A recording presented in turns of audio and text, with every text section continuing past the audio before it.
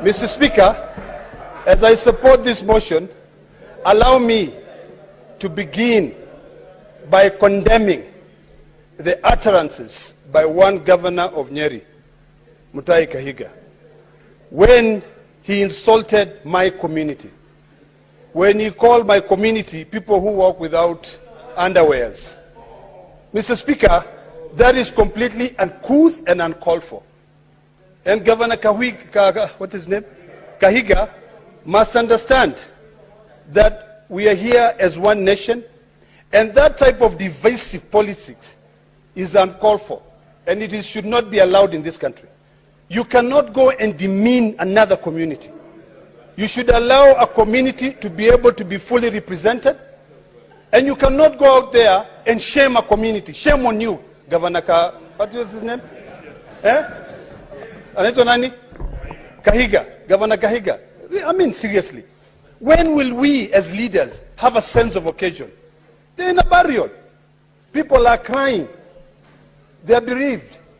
And then you go there, you start your politics. Why don't you go and sponsor, use the money from the county government that you're used to using to go and call for a rally to be able to go and insult other people?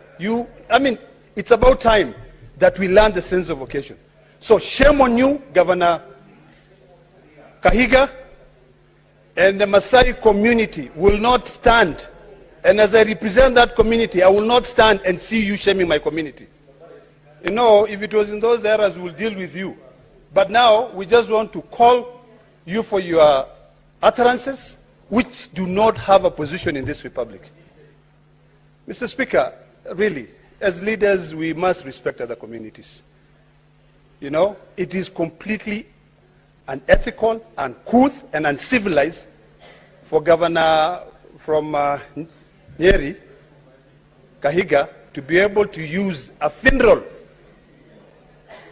to look down on another community. This is not back then when they are first-class and second-class citizens.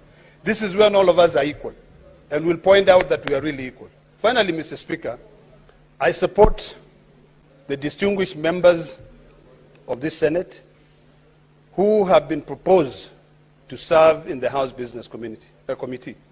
I serve in that committee, and I know the amount of work that that committee have to deal with.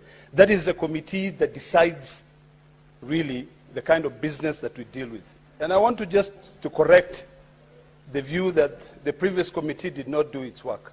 The previous committee really worked well, worked very hard.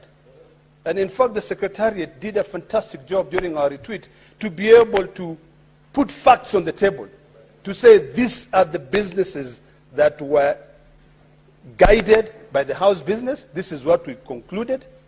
I think what we need to now deliberate on is how do we ensure that any business that leaves the upper house of the Senate and goes down to the lower house in the National Assembly, that business is concluded. That is a task now we believe that Senator Crystal Asige, Senator Faki, Senator Asigi, Senator Roba, distinguished gentlemen, and all the other distinguished senators who have been given an opportunity to serve in the House business will be able to crack to ensure that we conclude our task. Otherwise, Mr. Speaker, I thank you, and I just repeat by saying, shame on you, Governor, I don't know his name, Kahiga. Senator Esther Okenyuri. Sorry? Yeah, finally. Senator Thank you, Mr. Speaker. What did you say?